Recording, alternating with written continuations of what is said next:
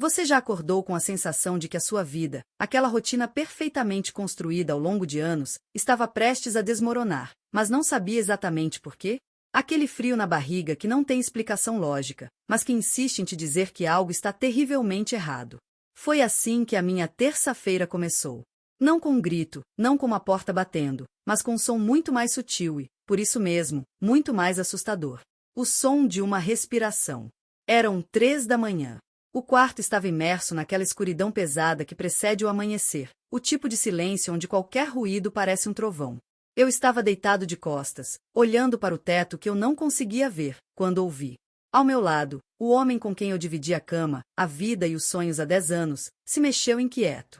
O lençol roçou na perna dele com um chiado seco. E então, num sussurro rouco, arrastado, como se estivesse lutando contra um pesadelo ou confessando um pecado em seu último suspiro, ele disse: "Eu vou pedir o divórcio para ela amanhã, meu amor. Eu não aguento mais." Meu corpo congelou. Sabe quando você sente o sangue drenar do rosto, das mãos, dos pés, e se acumular no peito, fazendo o coração bater tão forte que dói? Foi exatamente isso. Eu não me movi. Não respirei. Fiquei ali, paralisado, tentando entender se aquilo era real ou se a minha mente exausta estava me pregando uma peça cruel. Ele continuou dormindo. A respiração dele voltou ao ritmo pesado e constante, alheio ao terremoto que acabará de causar no meu mundo. Eu vou pedir o divórcio para ela amanhã. A frase ecoava na minha cabeça, repetidamente, cada vez mais alta, cada vez mais nítida. Para ela. Quem era ela? A mulher deitada ao lado dele? A mãe dos filhos que planejávamos ter? Ou ela era outra pessoa, uma terceira peça nesse tabuleiro que eu nem sabia que existia? E aquele meu amor no final? Não foi dito com a voz cansada de quem discute. Foi dito com ternura, com promessa, com alívio. Eu não consegui dormir mais. Como poderia? Cada segundo daquela madrugada se arrastou como se fosse 1 hora. Eu olhava para o rosto dele, iluminado apenas pela luz fraca do poste da rua que entrava pela fresta da cortina, e tentava reconhecer o homem que estava ali. Era o mesmo rosto que sorriu para mim no altar. O mesmo rosto que me prometeu fidelidade e companheirismo. Mas agora, parecia o rosto de um estranho. Um estranho perigoso que guardava segredos capazes de destruir tudo o que eu era. Levantei devagar, com cuidado para não acordá-lo. Fui para a cozinha, bebi um copo d'água, mas minha garganta continuava seca. Minhas mãos tremiam tanto que derrubei um pouco de água na bancada. Fiquei olhando para aquela poça, vendo meu reflexo distorcido nela, e me perguntei: o que eu faço agora? Se você já passou por isso, sabe que o instinto inicial é acordar a pessoa aos gritos, exigir explicações, quebrar tudo. Mas algo me segurou. O medo. Medo de ouvir a confirmação. Medo de que, ao perguntar, eu tornasse aquilo real e irreversível. E se ele negasse? E se dissesse que estava sonhando com o trabalho, com um filme, com qualquer outra coisa? Eu passaria por louca, paranoica. Então, decidi esperar.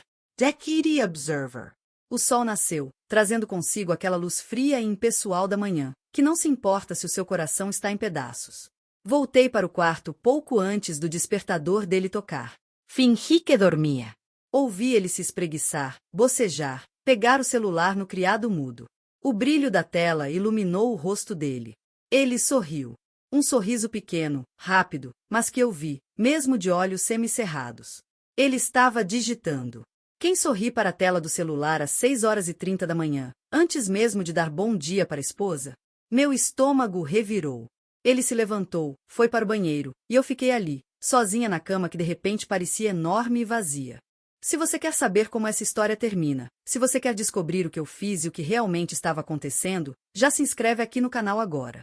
Sério, clica no botão de inscrever-se e ativa o sininho, porque o que vem a seguir vai mudar a sua forma de ver qualquer relacionamento. E me conta aqui nos comentários, você teria acordado ele na hora ou faria o que eu fiz? De qual cidade você está acompanhando esse drama? Quero saber quem está comigo nessa jornada. O dia seguiu numa normalidade assustadora. Ele tomou o café da manhã, comentou sobre o trânsito, reclamou do chefe. Tudo igual. Tudo roteirizado. Eu respondia com monossílabos, tentando esconder o tremor na minha voz. Está tudo bem, querida? Ele perguntou, me dando um beijo na testa antes de sair. Aquele beijo queimou minha pele. Tudo, eu menti. Só um pouco de dor de cabeça. Ele saiu, e assim que a porta bateu, eu desabei. Chorei tudo o que tinha segurado desde as 3 da manhã. Mas o choro logo deu lugar a outra coisa, uma necessidade fria e calculista de saber a verdade. Eu precisava de provas. Eu vou pedir o divórcio para ela amanhã. Se isso fosse verdade, hoje seria o dia. Hoje ele chegaria em casa e diria que acabou. Ou talvez ele já estivesse com os papéis prontos. Comecei a repassar os últimos meses na minha cabeça, procurando falhas, procurando sinais que eu tivesse ignorado.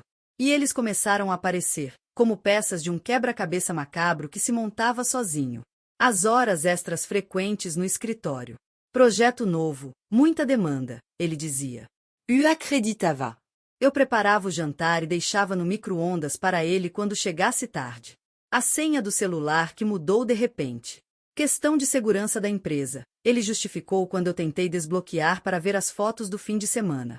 Eu aceitei. Eu confiei. E aquele final de semana que ele viajou para um congresso? Ele voltou estranho, distante, mas trouxe um presente caro para mim. Culpa? Era isso? Presentes caros para comprar o silêncio da própria consciência? Cada memória revisitada agora tinha um novo peso, uma nova cor. A confiança é como um espelho. Quando está intacta, reflete tudo com clareza. Mas basta uma trinca, uma única trinca, para que a imagem fique distorcida para sempre. E a frase que ele disse dormindo foi a marretada que estilhaçou meu espelho. Eu não conseguia mais ver nosso casamento. Eu só via fragmentos cortantes de dúvida. Decidi que não ficaria em casa esperando o golpe. Eu precisava agir. Precisava estar um passo à frente. Se ele ia pedir o divórcio, eu precisava saber o motivo. Precisava saber quem era meu amor. Peguei meu carro e dirigi sem rumo por alguns minutos, até que parei em frente ao prédio onde ele trabalhava. Não sei o que esperava ver. Talvez ele saindo para almoçar com alguém. Talvez nada. Fiquei ali, estacionada do outro lado da rua, me sentindo uma detetive de filme barato, patética e desesperada. E então, 12:30, ele saiu. Mas não estava sozinho. E não era uma mulher deslumbrante, uma outra óbvia. Ele estava com o Marcos, o melhor amigo dele, nosso padrinho de casamento. Eles caminhavam lado a lado, conversando de forma séria, intensa. Marcos gesticulava muito, parecia nervoso. Meu marido, ou o homem que ainda era meu marido no papel, assentia, com aquela expressão grave que ele usava quando tinha problemas financeiros. O que o Marcos tinha a ver com isso? Será que ele sabia? Será que ele estava acobertando? Ou será que, não, impossível? Minha mente viajava para lugares sombrios. Esperei eles entrarem num restaurante e fiquei ali, roendo as unhas, imaginando o teor daquela conversa. Eu vou pedir o divórcio para ela amanhã. Será que ele estava ensaiando o discurso com um amigo? Pedindo conselhos jurídicos? Marcos era advogado, afinal. Meu Deus, as peças se encaixavam. Ele estava consultando o advogado, nosso amigo, para se livrar de mim. A traição parecia dupla agora. Não só do marido, mas do amigo que frequentava nossa casa, que comia da nossa comida. Voltei para casa antes que eles terminassem o almoço, para não correr o risco de ser vista. Minha cabeça latejava. Entrei no nosso quarto e comecei a vasculhar. Gavetas, bolsos de casacos, a pasta de documentos que ele deixava no escritório de casa. Nada. Nenhuma nota de hotel, nenhum recibo de restaurante suspeito, nenhuma segunda linha de celular. Ele era cuidadoso. Ou eu estava louca. Até que abri a caixa de sapatos velha no fundo do armário, onde guardávamos garantias de eletrodomésticos e manuais. No meio dos papéis, um envelope pardo, sem remetente, sem destinatário. Apenas dobrado. Meu coração parou de novo. Minhas mãos suavam frio enquanto eu puxava o papel de dentro. Não era uma carta de amor. Não eram fotos comprometedoras. Era algo muito mais confuso, e ao mesmo tempo, aterrorizante. Era um extrato bancário. De uma conta que eu não sabia que existia. E o saldo era zero. Mas as movimentações, centenas de milhares de reais transferidos, sacados, movimentados nos últimos 6 meses. Para onde foi esse dinheiro?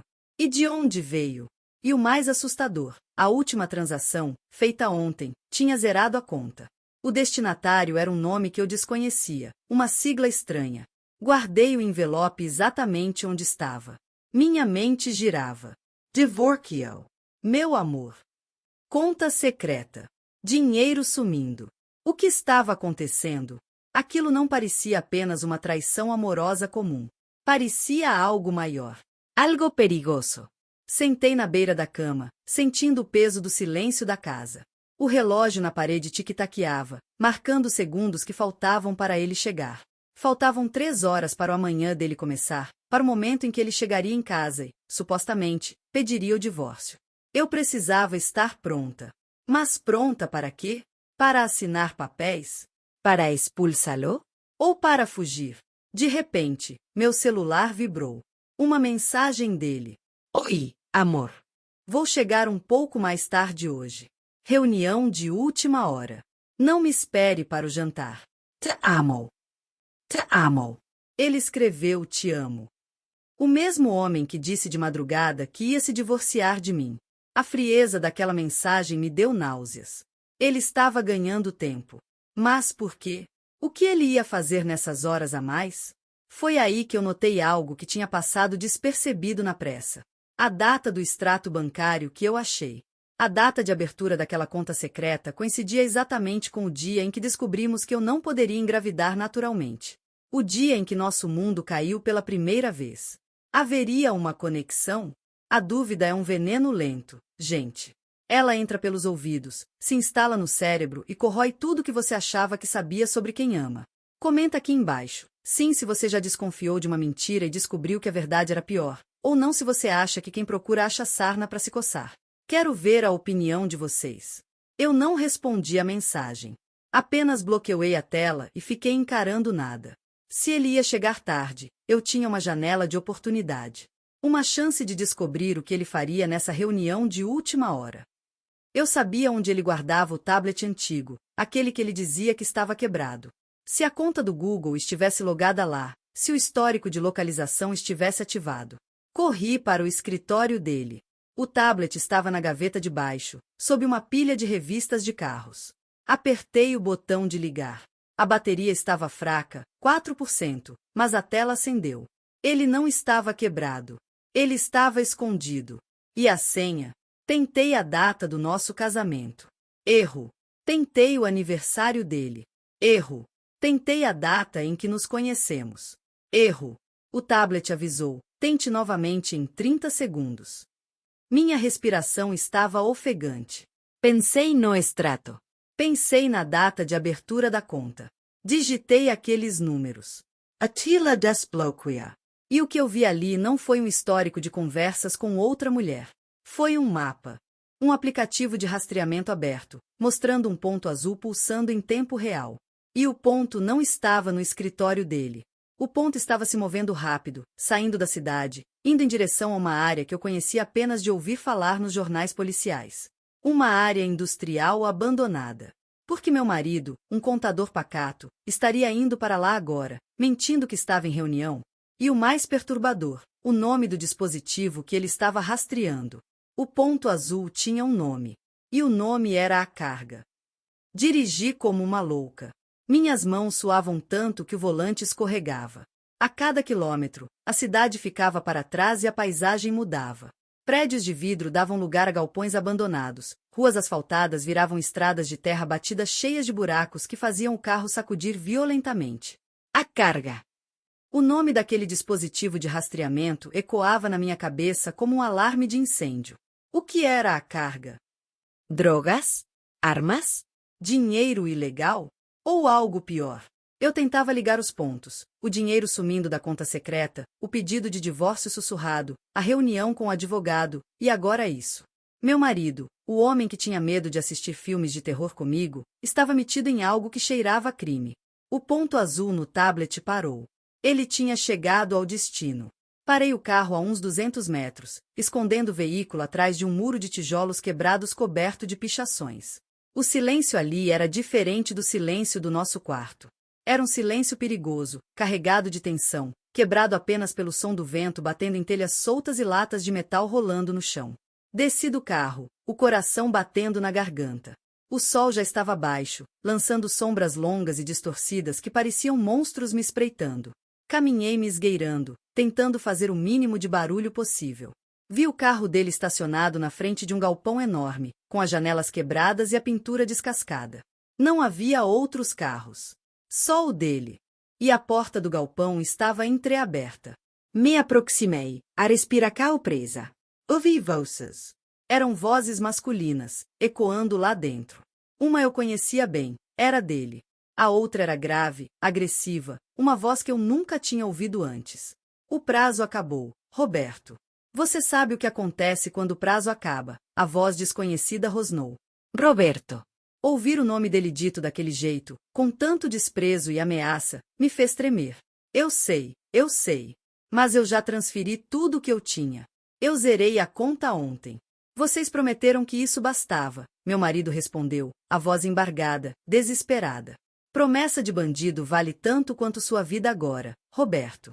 A gente quer mais. A gente quer a garantia. Garantia? Que garantia? Me inclinei um pouco mais para tentar ver.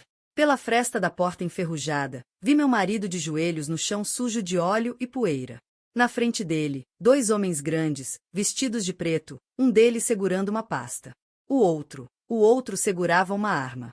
Senti minhas pernas cedrem. Tive que me segurar na parede fria para não cair. Meu marido estava na mira de uma arma. Aquilo não era um filme. Era real. E ele estava pagando por algo. Eu não tenho mais nada. Vocês tiraram tudo. Eu até ia me separar para proteger ela, para ela não se envolver nisso. Ele gritou, chorando. Paralisada. Foi assim que fiquei. Ia me separar para proteger ela. A frase me atingiu como um soco no estômago. O divórcio não era porque ele tinha outra. Não era porque ele tinha deixado de me amar. Era para me salvar. Ele estava tentando me afastar do perigo que ele mesmo criou. A raiva que eu sentia se transformou numa mistura confusa de medo e, estranhamente, alívio.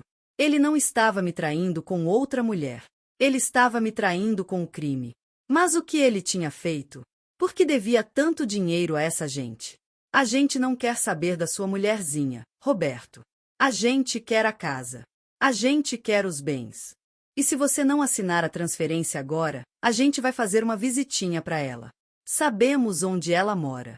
Sabemos que ela gosta de correr no parque às 18 horas. O terror gelou meu sangue. Eles sabiam da minha rotina. Eles me vigiavam. Não. Nela vocês não tocam. Eu assino. Eu assino qualquer coisa, mas deixem ela fora disso, meu marido implorou, rastejando até os pés do homem armado. Aquela cena era humilhante e aterrorizante. O homem jogou a pasta no chão, abriu e tirou papéis. Assina. E depois some. Se a gente ver sua cara de novo, ou a dela, já sabe.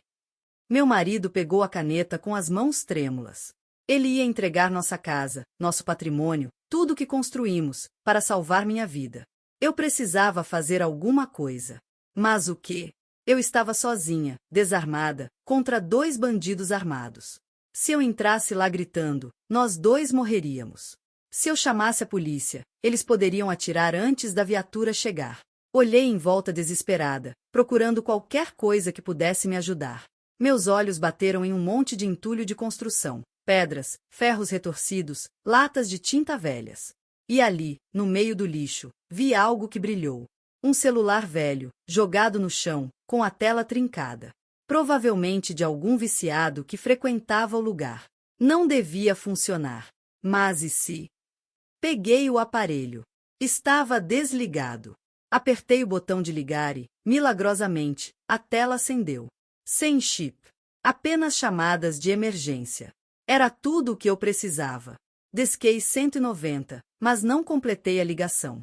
Se a polícia chegasse com sirenes, seria o fim. Eu precisava de uma distração. Algo que tirasse a atenção deles do meu marido e me desse tempo. Olhei para o meu carro, estacionado longe. A chave, o alarme.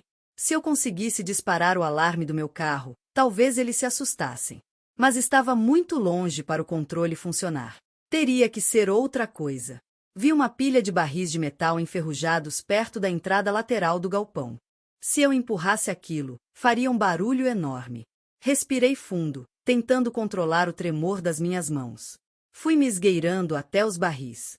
Eram pesados. O cheiro de ferrugem e óleo velho invadiu meu nariz. Lá dentro, a tensão aumentava. Anda logo, Roberto. Tá tremendo por quê? Nunca assinou cheque antes, um dos bandidos zombou.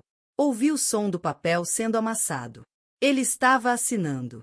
Eu tinha segundos. Coloquei as 2 mãos no barril de cima da pilha e empurrei com toda a força que me restava, canalizando todo o meu medo, toda a minha raiva, todo o meu amor desesperado naquele movimento. O barril oscilou, inclinou e, com um estrondo metálico ensurdecedor, despencou, batendo em outros barris e rolando pelo chão de cimento. O barulho ecoou pelo galpão vazio como uma explosão. "O que foi isso?" gritou um dos homens. "Tem alguém aí?" "Vai ver, rápido", ordenou o outro. Ouvi passos pesados correndo em direção ao barulho. Era agora ou nunca. Aproveitei a confusão e corri para a porta principal, onde meu marido estava. Ele olhou para mim, os olhos arregalados de choque. Amor. "O que você está fazendo aqui?" ele sussurrou, pálido como um fantasma. "Corre!" eu gritei, puxando ele pelo braço. O homem que tinha ficado com ele estava distraído olhando para o fundo do galpão, mas ao ouvir minha voz, se virou. Ei! "A mulher tá aqui. Pega eles." Corrimos. Corremos como se o chão estivesse pegando fogo. Meu marido tropeçou, quase caiu, mas eu o segurei com uma força que eu não sabia que tinha. "O carro. Onde está o carro?" ele perguntou ofegante. "Lá atrás." "Corre, Roberto, pelo amor de Deus." Ouvimos tiro. O som seco estalou no ar e vi poeira subir de um tijolo na parede ao nosso lado. Eles estavam atirando. O pânico tomou conta de mim, mas minhas pernas continuavam se movendo automaticamente. Chegamos ao meu carro. Minhas mãos tremiam tanto que derrubei a chave no chão. "Merda, merda, merda", praguejei, tateando a terra e o cascalho. "Eles estão vindo." Meu marido gritou, olhando para trás. Achei a chave. Distraviai. Entramos e eu girei a ignição. O motor engasgou. "Não faz isso comigo agora, por favor", implorei ao carro. Na segunda tentativa, o motor rugiu. Arranquei cantando pneu, levantando uma nuvem de poeira vermelha que cobriu o para-brisa traseiro. Olhei pelo retrovisor e vi os 2 homens saindo do galpão, um deles ainda apontando a arma, mas desistindo de atirar por causa da distância e da poeira. Meu coração batia tão forte que parecia que ia quebrar minhas costelas. Olhei para o Roberto. Ele estava encolhido no banco do passageiro, chorando copiosamente, tremendo da cabeça aos pés. Me perdoa, eu só queria te proteger", ele soluçava. Eu não disse nada. A adrenalina ainda corria nas minhas veias, me deixando num estado de alerta máximo. Eu só dirigia, querendo colocar o máximo de distância possível entre nós e aquele lugar maldito. Mas a fuga não seria tão simples. Assim que pegamos a estrada de asfalto, vi pelo retrovisor um carro preto, grande, surgindo do nada e se aproximando em alta velocidade. Eram eles. Eles não iam desistir tão fácil. Tinham perdido a assinatura da transferência e agora queriam vingança. "Eles estão seguindo a gente", gritei. Roberto olhou para trás e empalideceu ainda mais. Acelera. "Acelera, pelo amor de Deus, eles vão matar a gente." Pisei fundo no acelerador. O velocímetro subiu, 100, 120, 140 km/h. O carro vibrava, instável na pista irregular. O carro preto colou na nossa traseira e deu um toque, um empurrão violento que fez meu carro sambar na pista. Gritei, lutando com o volante para não perder o controle e capotar. "Liga para a polícia." "Agora", mandei, jogando meu celular no colo dele. Ele tentou desbloquear, mas os dedos suados e trêmulos não conseguiam digitar a senha. Outro toque na traseira. Dessa vez mais forte. Senti o cheiro de borracha queimada. Estávamos numa estrada deserta, sem movimento, sem testemunhas. Se eles nos jogassem para fora da pista ali, ninguém saberia. Ninguém nos encontraria a tempo. Eu precisava pensar rápido. Precisava de uma saída. Vi uma placa indicando Ponte Velha, 2 quilômetros. Lembrei dessa ponte. Era estreita, antiga, passava apenas um carro por vez sobre um rio fundo e pedregoso. Era nossa única chance de bloquear a passagem deles ou de cairmos nós mesmos. "Segura firme", avisei. Diminui um pouco a velocidade para fazer a curva fechada que dava acesso à estrada da ponte. O carro preto passou direto por um segundo, cantando pneus na frenagem, e manobrou para vir atrás. Ganhamos alguns segundos preciosos. A ponte apareceu na minha frente. Velha, de madeira e ferro, parecia frágil demais para aguentar aquela loucura. Entrei nela sem pensar. As tábuas estalaram sob os pneus. Quando chegamos no meio, freiei bruscamente e atravessei o carro, bloqueando a passagem. Sai! Sai do carro agora, gritei para o Roberto. Vamos pular. Você tá louca? Ele olhou para o rio lá embaixo, escuro e revolto. É pular ou morrer com um tiro na cabeça. Score! O carro preto parou na entrada da ponte. Os homens desceram, armas em punho, caminhando devagar em nossa direção, sorrindo. Eles sabiam que não tínhamos para onde correr. Ou achavam que sabiam. Olhei para o meu marido, aquele homem que eu achava que conhecia, mas que tinha se tornado um estranho cheio de segredos perigosos. Eu te amo, ele disse, segurando minha mão com força. Então pula comigo, respondi. E pulamos. O ar gelado cortou meu rosto enquanto a água escura se aproximava rápido demais. O impacto foi brutal. A água gelada invadiu minhas roupas, meus sapatos, puxando meu corpo para baixo. A correnteza era forte, impiedosa, me arrastando e me girando como uma boneca de pano. Tentei nadar, tentei subir, mas a escuridão era total. Não sabia onde era em cima, onde era embaixo. Meus pulmões ardiam pedindo ar. Chutei, me debati, até que minha mão tocou algo sólido. Uma pedra. Galho. Me agarrei naquilo e puxei meu corpo para a superfície. Rompi a água, engasgando, tossindo, buscando oxigênio desesperadamente. Roberto! Roberto? Gritei na escuridão, minha voz ecoando nas margens do rio.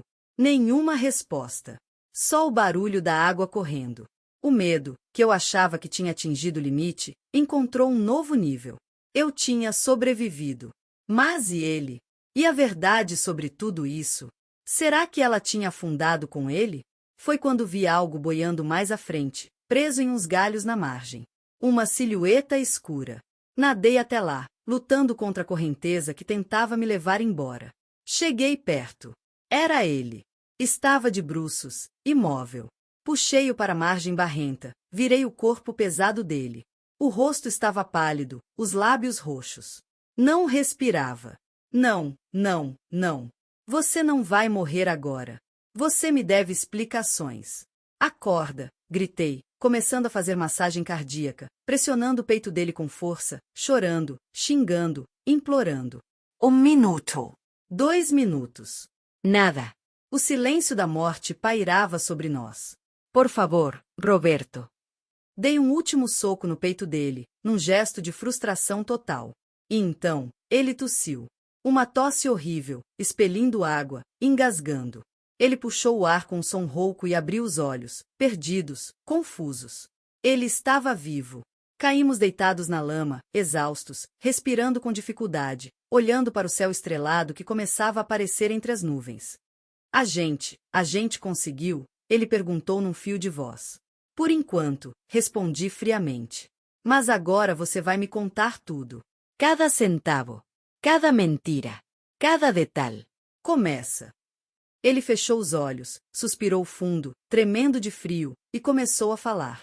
E o que ele me contou ali, na beira daquele rio sujo, foi muito pior do que qualquer dívida de jogo ou envolvimento com drogas que eu pudesse ter imaginado. Era algo que vinha do passado. Do passado dele que eu desconhecia completamente. Eu não sou quem você pensa que eu sou. Foi assim que ele começou. Não com uma desculpa esfarrapada, mas com uma confissão que gelou o pouco de calor que ainda restava em mim. 10 anos atrás, antes de te conhecer, eu não era contador. Eu era piloto de fuga. Trabalhava para um grupo especializado em transporte de carga roubada de alto valor. Eletrônicos, joias, obras de arte. Eu era o melhor. Nunca fui pego. Mas aí eu conheci você. Ele olhou para mim, os olhos vermelhos de água e de choro, buscando algum sinal de compaixão no meu rosto. Eu não dei nenhum. Continuei encarando ele como se ele fosse um alienígena. Piloto de fuga? O homem que tinha medo de dirigir na chuva? O homem que reclamava de multas de trânsito? Minha cabeça tentava processar a informação, mas parecia absurdo demais. Parecia roteiro de filme ruim. Eu saí dessa vida por você. Jurei que nunca mais ia voltar. Usei o dinheiro que eu tinha guardado para pagar minha saída, para limpar minha ficha, para começar do zero com você. Mas o passado cobra juros, meu amor. Não me chama de meu amor, gritei, sentindo a raiva explodir no meu peito. Você mentiu para mim todos esses anos. Você construiu nossa vida em cima de uma mentira. Quem é você, Roberto? Quem é você? Ele abaixou a cabeça, derrotado. Eu sou o homem que te ama. Isso nunca foi mentira. Mas há 6 meses, eles me acharam. O chefe antigo morreu, e o filho dele assumiu. Um cara psicopata, que não aceita aposentadoria. Ele descobriu onde eu morava, onde eu trabalhava. E me fez uma proposta. Ou eu voltava para fazer um último serviço, um transporte grande, ou ele ia atrás de você. A peça final do quebra-cabeça se encaixou com um clique doloroso.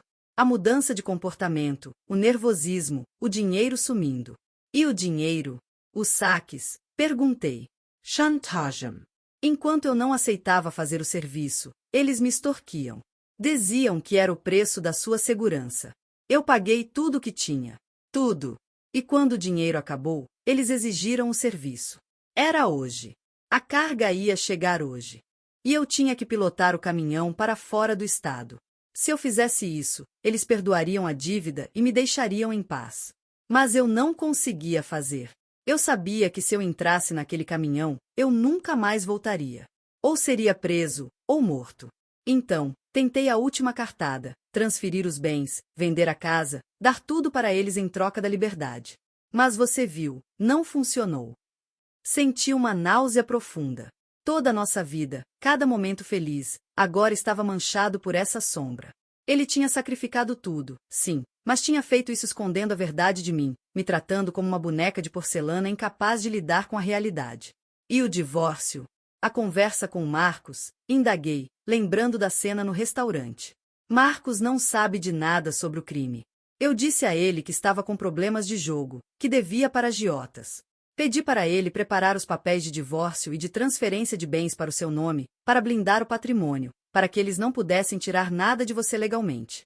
O plano era me divorciar, assumir a dívida sozinho e sumir. Deixar você segura, com a casa, com o carro, com a vida limpa. Ele ia se sacrificar. Ia destruir a própria vida, se afastar de mim, para me proteger. Era um gesto de amor distorcido, suicida, mas ainda assim, amor. Fiquei em silêncio, absorvendo o impacto daquelas palavras. A raiva começou a diminuir, dando lugar a uma tristeza profunda e a um medo paralisante do que viria a seguir. Estávamos no meio do mato, molhados, sem carro, sem celular. O meu tinha ficado no carro, o dele estava encharcado no bolso, sendo caçados por criminosos violentos que não tinham nada a perder. Eles vão achar a gente, eu disse, a voz tremendo. Aquele carro preto, eles vão dar a volta. Vão descer até a margem. Roberto se levantou com dificuldade, gemendo de dor. Precisamos sair daqui. Tem uma estrada velha de terra que corta por trás daquelas árvores. Leva até um posto de gasolina abandonado na rodovia antiga. Lá podemos tentar pedir ajuda, parar um caminhoneiro, qualquer coisa. Começamos a andar. A lama chupava nossos sapatos, os galhos arranhavam nossos braços e rostos. O frio da noite penetrava nos ossos. A cada estalo de galho seco, eu parava, o coração na boca, achando que eram eles. Roberto segurava minha mão, me puxando, me guiando. De repente, ele parou bruscamente e me empurrou para trás de uma moita densa. Chiu, ele sussurrou. Losers. Faróis cortando a escuridão, varrendo a mata. O carro preto. Eles não tinham ido embora. Eles estavam caçando. O carro avançava devagar pela trilha de terra que Roberto tinha mencionado, os pneus esmagando a vegetação. Estavam procurando a pé também? Não conseguia ver. Apenas o facho de luz branca, frio e mortal, passando a centímetros de onde estávamos escondidos. Prendi a respiração até meus pulmões doerem. Se eles nos vissem agora, seria o fim. Não haveria conversa, não haveria negociação. Apenas execução. O carro passou, mas parou uns 50 metros à frente. As portas se abriram. 2 homens desceram. Eram os mesmos do galpão. Um deles acendeu um cigarro, a brasa brilhando como um olho vermelho no escuro. Eles não podem ter ido longe. O rio joga tudo naquela curva ali embaixo. Vamos varrer a margem, disse um deles.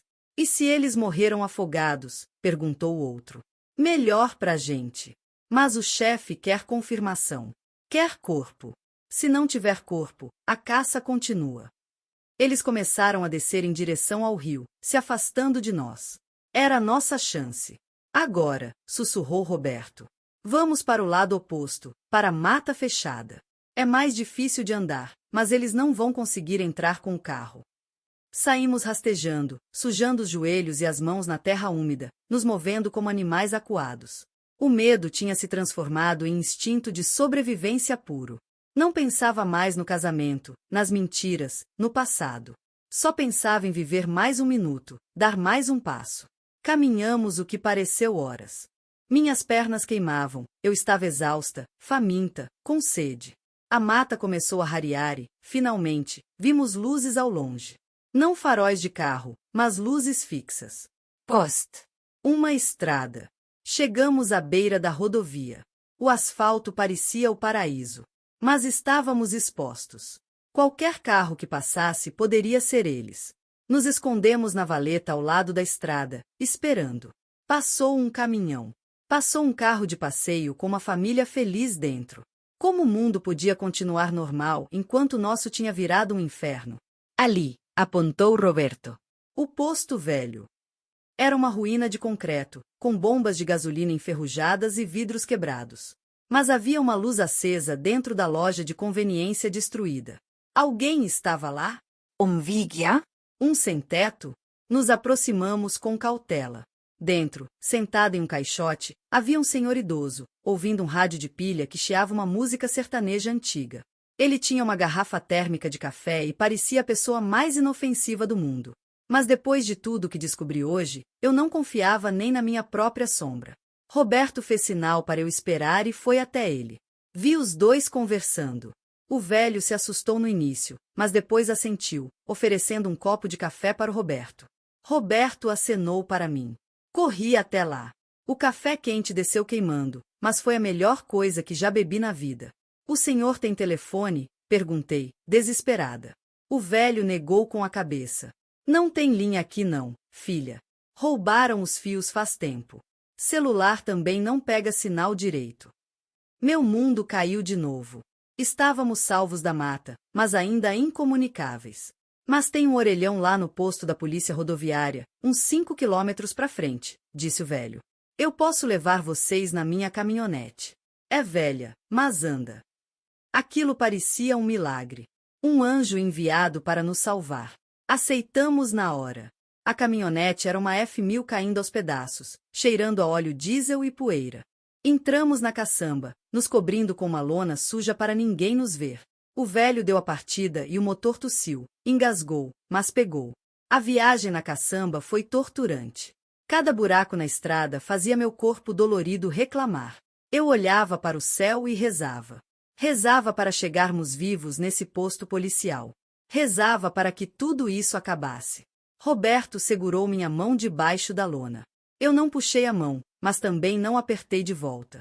A confiança estava quebrada, talvez para sempre. Mas a sobrevivência nos unia naquele momento. De repente, a caminhonete freou bruscamente. Ouvi vozes do lado de fora. Boa noite, senhor. Documento do veículo, por favor. Polícia. Graças a Deus. Era uma blitz. Eu ia gritar, ia pular da caçamba e pedir socorro. Já estava me preparando para levantar a lona quando ouvi a voz do policial mudar. Ficou mais fria, mais dura. O senhor viu um casal a pé por aqui? Um homem e uma mulher, sujos, machucados? O velho respondeu, com a voz trêmula, não, senhor oficial. Não vi ninguém não. Só tô indo para casa. Tem certeza? Abre a caçamba aí pra gente dar uma olhada. Meu coração parou. Calei. Apertei a mão do Roberto com tanta força que acho que machuquei. Ele me olhou com terror absoluto nos olhos. Íamos ser descobertos. Mas algo estava errado. O tom de voz daquele policial. Não era o tom profissional, burocrático. Era debocado. Aggressivo. Abre logo essa merda, velho, gritou outra voz. Reconheci na hora. Não eram policiais. Eram eles. Eles estavam usando uniformes falsos? Ou tinham subornado alguém? Não importava. Eles tinham nos achado. Tinham interceptado a única ajuda que conseguimos. Ouvi o barulho da trava da caçamba sendo aberta. A lona foi puxada com violência. A luz de uma lanterna cegou meus olhos. E lá estava ele, o homem do galpão. Sorindo. Um sorriso de dentes amarelos, cruel e vitorioso. Ele segurava uma pistola com silenciador. Achamos, chefe. Eles acharam que iam fugir de caminhonete velha. Mãos na cabeça. Agora. E você, levanta devagar e sem movimentos bruscos. A ordem foi latida com uma agressividade que não deixava margem para dúvida. Eu não vi o rosto do policial verdadeiro, se é que existia algum ali. Só vi o cano da arma do homem do galpão apontado diretamente para o peito do meu marido. A farsa da Blitz tinha acabado antes mesmo de começar. O senhorzinho da caminhonete, trêmulo, desceu com as mãos para cima, choramingando. Eu não sabia de nada, moço, eu juro, só dei carona. O outro bandido, o que dirigia o carro preto, deu uma coronhada na nuca do velho, que caiu desmaiado na hora. Gratiai. Foi instintivo. Não, ele não tem nada a ver com isso. O homem riu e apontou a arma para mim. Cala a boca, Badia. Entra no carro. Agora. Fomos empurrados para dentro do carro preto. O cheiro lá dentro era uma mistura enjoativa de couro sintético, cigarro e perfume barato. Roberto foi jogado no banco de trás comigo, e um dos homens sentou ao nosso lado, com a arma encostada na costela dele. Sem gracinhas. Se alguém piscar errado, o marido morre primeiro, avisou. O carro arrancou, deixando para trás a caminhonete velha e o senhor desacordado na beira da estrada. Eu rezava para que ele estivesse apenas desmaiado, para que não tivessem matado um inocente por nossa causa. A viagem foi silenciosa e aterrorizante. Ninguém falava. Apenas o som do motor potente e da minha própria respiração descontrolada. Eu olhava para o Roberto e via um homem destruído. Ele tinha tentado tudo, pagar, fugir, se sacrificar. E tinha falhado em tudo. Agora, estávamos os dois ali, capturados como ratos numa ratoeira. Para onde a gente está indo? Ele ousou perguntar, a voz falhando. Para onde você deveria ter ido desde o começo, Roberto? Para o ponto de entrega. A carga não espera. A carga. De novo aquele nome. Mas o caminhão. Ele não tinha dirigido o caminhão. Mas eu não estou com o caminhão. Eu fugi, ele argumentou, confuso. O homem ao nosso lado riu, um som seco e sem humor. Você acha mesmo que a gente depende só de você? O caminhão já saiu. Outro piloto assumiu. Mas você, Roberto, você é a garantia. O chefe quer ter certeza de que a entrega vai chegar segura. E a melhor forma de garantir isso é ter você e a sua mulherzinha sob custódia até a mercadoria cruzar a fronteira. Se der merda lá, a gente cobra aqui. Estávamos sendo usados como moeda de troca. Reféns de uma operação que eu nem sabia que existia até horas atrás. O carro entrou em uma estrada de terra diferente daquela do galpão. Andamos por uns 20 minutos até chegarmos a uma fazenda isolada. Portões altos, muros com arame farpado, cães latindo. Parecia uma fortaleza. O carro parou em frente a uma casa grande, mas mal iluminada. Fomos arrastados para fora e levados para um porão úmido, com cheiro de mofo e terra molhada. Fiquem à vontade. A hospitalidade vai durar até o telefonema da entrega. Depois a gente vê o que faz com o que sobrar de vocês. A porta de ferro bateu e a tranca girou. Estivamos sozinhos. Na escuridão, tateei até encontrar o Roberto. Nos abraçamos. Não foi um abraço romântico. Foi um abraço de desespero, de dois náufragos se agarrando aos destroços. Me perdoa, ele repetiu, chorando no meu ombro. Eu estraguei tudo. Eu destruí a sua vida. Eu me afastei dele, segurando seu rosto com as duas mãos, forçando-o a olhar para mim, mesmo no escuro. Escuta aqui, Roberto. A gente não tem tempo para a culpa agora. A gente precisa sair daqui. Você conhece essa gente. Você trabalhou com eles. Pensa. Tem que ter um jeito. O que eles vão fazer depois da entrega? Eles vão soltar a gente? Ele ficou em silêncio por um momento. Não, respondeu, a voz morta. Eles nunca soltam. Testemunhas são problemas. O plano original era eu sumir. Mas agora que você viu os rostos deles, agora que envolveu polícia, fuga, eles vão limpar o rastro. Assim que receberem a confirmação da entrega, eles vão nos matar. A confirmação fria da nossa sentença de morte fez meu sangue gelar, mas ao mesmo tempo, acendeu uma faísca de fúria em mim. Eu não ia morrer num porão sujo por causa dos erros do meu marido. Eu não ia aceitar isso. Então a gente tem que sair daqui antes do telefonema. Quanto tempo a gente tem? Roberto calculou mentalmente. A rota para a fronteira leva umas 6 horas de caminhão. Eles saíram, talvez umas 2 horas atrás? Temos 4 horas. Talvez menos. 4 horas. Comecei a vasculhar o porão, tateando paredes, chão, qualquer coisa. Era um cômodo vazio, exceto por um colchão velho no canto e algumas caixas de papelão empilhadas. Nada de janelas. Apenas uma grade de ventilação no alto, pequena demais para passar um humano. Mas ao mexer nas caixas, ouvi um som metálico. Eram ferramentas velhas. Uma chave de fenda enferrujada, um alicate quebrado. Lixo. Mas lixo que podia virar arma. Ou chave. Roberto, a porta, sussurrei. A dobradiça é por dentro ou por fora? Ele foi até a porta e passou a mão. Por dentro. São pinos. Meu coração acelerou. Se conseguíssemos tirar os pinos, a porta cairia. Mas precisávamos de algo para bater nos pinos, para empurrá-los para cima. A chave de fenda. Pega isso, entreguei a ele. Tenta encaixar embaixo da cabeça do pino e bater com o alicate. Começamos a trabalhar. O barulho tinha que ser mínimo. Cada teque do metal contra o metal parecia um tiro no silêncio da noite. Roberto suava, xingava baixinho quando a ferramenta escorregava e machucava sua mão. O primeiro pino subiu um pouco. Tá indo, ele sussurrou, animado. Continuamos. O tempo passava arrastado. Meus ouvidos estavam atentos a qualquer passo no andar de cima. Ouvíamos risadas, som de televisão, garrafas batendo. Eles estavam comemorando antecipadamente. Bebendo. Isso era bom. Deixaria os reflexos deles lentos. O primeiro pino saiu. O segundo foi mais difícil. Estava emperrado pela ferrugem e pela tinta. Roberto fez força, empurrando com o corpo.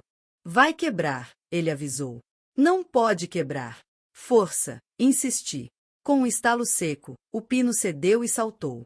A porta ficou presa apenas pela fechadura do outro lado, mas solta nas dobradiças. Agora a gente precisa puxar a porta pelo lado das dobradiças e empurrar para abrir uma fresta, instruiu Roberto. Fizemos isso. A porta pesada de ferro rangeu, mas abriu um vão suficiente para passarmos. O corredor lá fora estava vazio. Luzes fracas. Subimos a escada na ponta dos pés. A porta que dava para casa estava destrancada. Entramos na cozinha.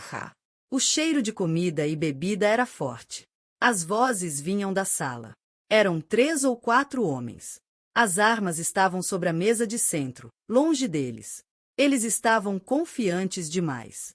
Relaxados demais. Olhei para o balcão da cozinha. Um faqueiro. Peguei a maior faca que vi. Roberto pegou outra. Ele tremia, mas havia uma determinação nova nos olhos dele. A determinação de quem não tem mais nada a perder. O carro, sussurrei. A chave deve estar na mesa ou no bolso de alguém. Precisávamos da chave. Sair a pé dali, no meio do nada, seria suicídio. Roberto apontou para um molho de chaves jogado em cima de um aparador perto da entrada da sala. Estava a 2 metros de um dos bandidos, que estava de costas, sentado no sofá. Era arriscado. Muito arriscado. Mas era a única chance. Eu vou distrair eles, disse Roberto, num sussurro quase inaudível. Você pega a chave e corre pro carro. Eu te encontro lá fora. Não. Você não vai fazer isso. A gente vai junto, protestei. Não dá tempo. Alguém tem que segurar eles. Eu causei isso. Eu resolvo. Vai. Antes que eu pudesse impedir, ele saiu da sombra da cozinha e entrou na sala, gritando, Ei, seus merdas! Os homens pularam do sofá, surpresos. Roberto avançou com a faca, derrubando a mesa de centro, criando caos. Aproveitei a confusão e me lancei em direção ao aparador. Peguei as chaves.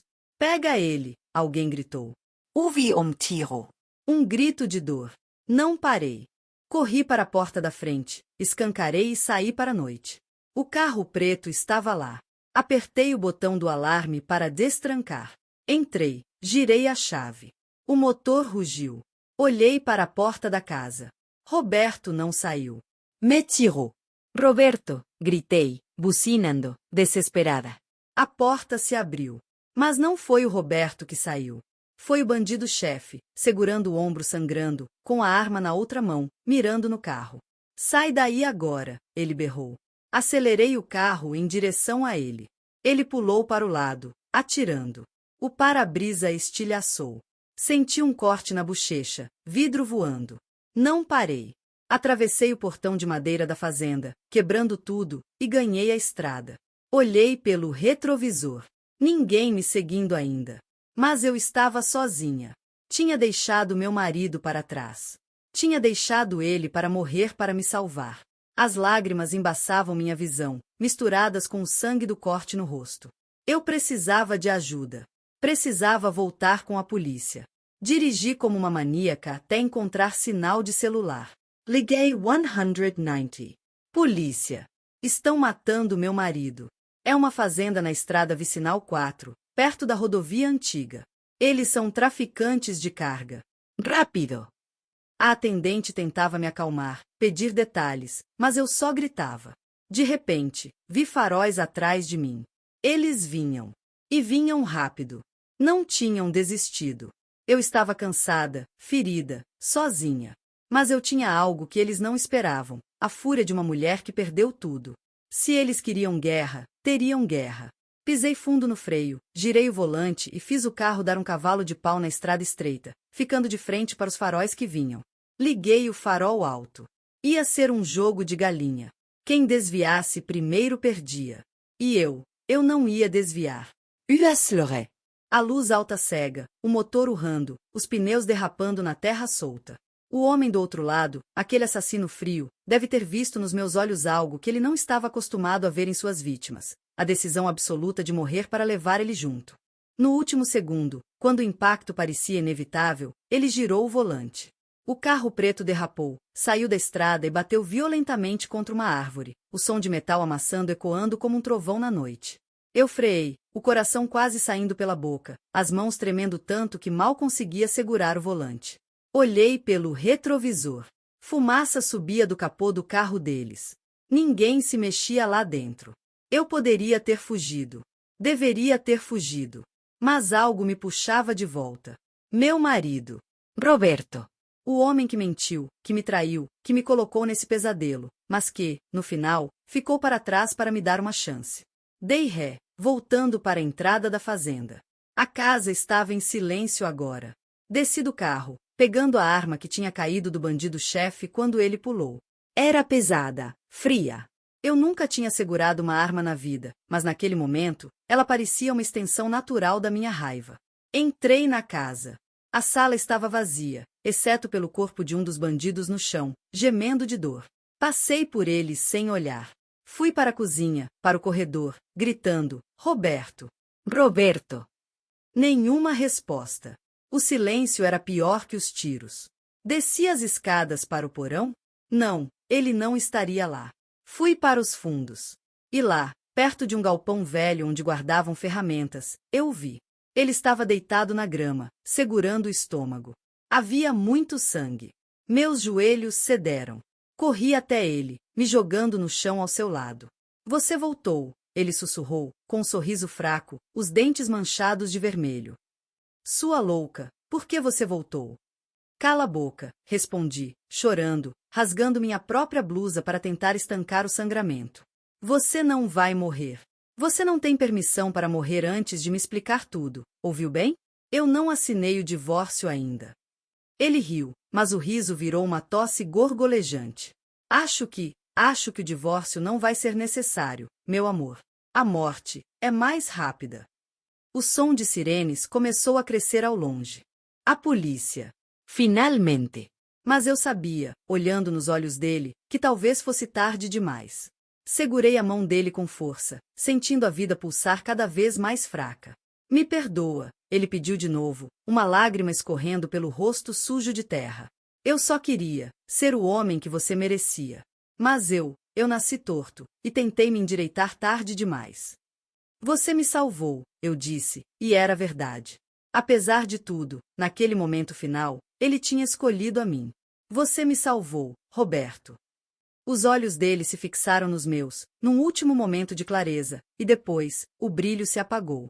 A mão dele relaxou na minha. E ali, sob a luz fria da lua e o som ensurdecedor das sirenes que chegavam, eu fiquei viúva. Viúva de um herói? De um vilão? De um mentiroso? Ou apenas de um homem que amou demais e errou na mesma medida? 3 meses se passaram desde aquela noite. A polícia desmantelou a quadrilha. Descobriram que a carga eram componentes eletrônicos roubados para a fabricação de drones militares ilegais. Uma operação internacional. Meu rosto saiu nos jornais, não como a esposa traída, mas como a sobrevivente que derrubou um esquema milionário. Mas nada disso importa. Hoje, eu moro em outra cidade. Vendi a casa. Não consegui ficar lá, vendo o fantasma dele em cada canto. O dinheiro da venda eu doei para uma instituição que ajuda famílias de vítimas de violência. Fiquei apenas com o suficiente para recomeçar. Uma vida simples. Sem luxos, sem segredos. Mas ontem aconteceu algo. Eu estava no mercado, comprando frutas, quando meu celular vibrou. Número desconhecido. Normalmente eu não atendo, mas algo me fez deslizar o dedo. Alô? Do outro lado, silêncio. Um silêncio que eu conhecia. Uma respiração. Quem é? Perguntei, sentindo aquele frio na barriga familiar. E então, uma voz sussurrou. Uma voz rouca, arrastada, a mesma voz que eu ouvi naquela madrugada fatídica. Eu disse que ia pedir o divórcio para ela amanhã, mas eu nunca disse que ia morrer, meu amor. A ligação caiu. Meu celular escorregou da minha mão e bateu no chão do mercado. O mundo girou. Era ele? Era possível? Ou era um trote cruel? Ou será que o plano dele de sumir tinha dado certo afinal, e a morte na fazenda tinha sido apenas mais uma encenação perfeita de um piloto de fuga que sabia escapar de qualquer situação? Olhei para a rua através da vitrine do mercado. Do outro lado, parado no sinal, havia um carro preto. Vidros escuros. O vidro do passageiro desceu lentamente. E por um segundo, apenas um segundo, eu vi um rosto conhecido me observando por trás de óculos escuros. Ele sorriu. Aquele sorriso torto que eu amava e odiava. O sinal abriu. O carro arrancou e sumiu no meio do trânsito. Eu fiquei ali, parada, com o coração batendo como um tambor de guerra. A verdade? Talvez eu nunca saiba. A confiança? Essa já era. Mas uma coisa eu aprendi. Em um relacionamento, você nunca conhece a pessoa que dorme ao seu lado completamente. E às vezes, o felizes para sempre é apenas uma pausa antes da próxima perseguição. E você? Tem certeza de que sabe quem está dormindo ao seu lado agora?